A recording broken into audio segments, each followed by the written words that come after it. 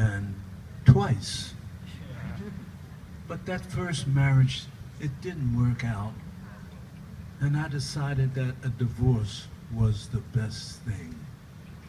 And I was playing with a band called, what was that band? Earl Bostic, yeah.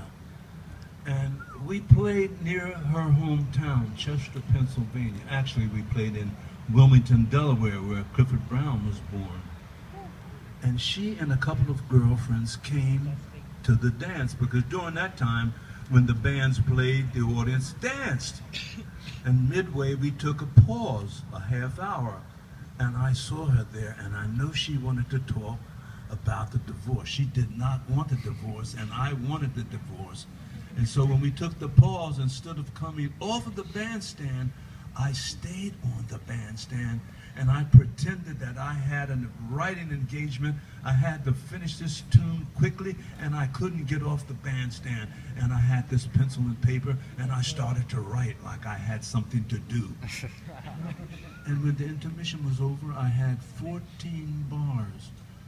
14 bars? Well, it should be 16 or 12, the blues, or 8. I had 14. Something was wrong. Well, the intermission was over, and I didn't talk to her. And we played the next town the next night, and I said, I've got 14 bars, and I can't change it. I tried to change it to 16, and it doesn't seem right. Ah, well, I'll go ahead and I'll put an 8-bar bridge to it. And I put an 8-bar bridge to it. And the next night, we got to another town, and I still had problems with it. And I called it this crazy tune. Nobody wanted to play a tune with 14 bars. But at the same time, I knew a trumpet player in Boston named Herb Pomeroy. And he had a group, and he used to play a jazz club there called the Stables. And he wanted me to write something original. Well, I had this crazy tune. I said, well, maybe I'll send him this crazy tune.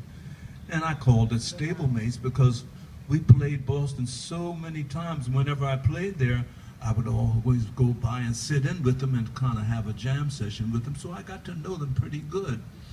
And I sent it to him, and he played it, and it was local, you know, local. But then my friend back in Philadelphia, John Coltrane, the fellow that I grew up with, we drove everybody crazy when we were trying to learn to play. They wanted to kill both of us, but we both got better. And Miles Davis needed a tenor player because Hank Mobley was leaving. Philly Joe Jones was his drummer. Now before that, Philly Joe Jones and I played in a local group. He played the drums, and he was our vocalist. Yeah, Philly Joe Jones used to sing pretty good. But Miles loved him. Now, since Hank Mobley was going to be leaving, he loved the way Philly played, so he said to himself, if I ask Philly about a tenor player, he's probably going to be good like Philly. So he asked him, Philly, do you know of a good tenor player in Philadelphia? And Philly said, yeah. And Miles said, what's his name? And Philly said, John Coltrane.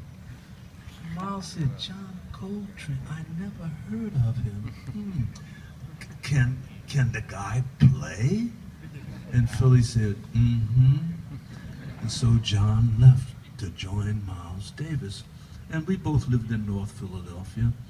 And he came back about 2 weeks later, and I saw him on Columbia Avenue, the main street in North Philadelphia.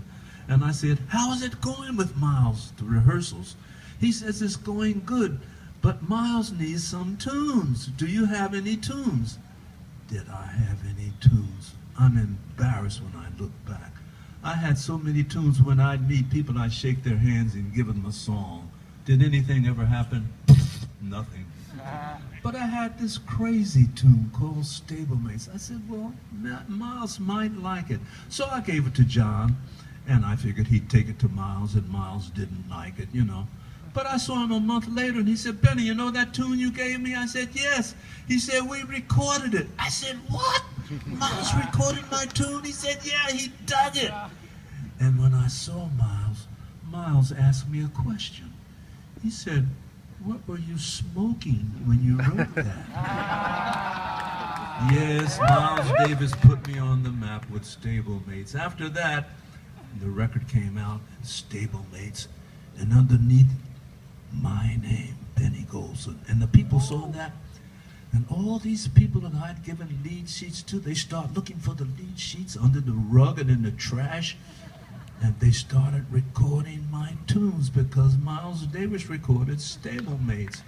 So I owe my success as a jazz composer to my dear friend John Coltrane, who took that tune to Miles, and Miles recorded it. And we're going to play it for you now. And stablemates, what does it mean? In a stable you have horses, and all the horses are together in a stable. And that means that they're close friends. Stablemates means close friends. Don't tell my wife that I talk like this. Stablemates.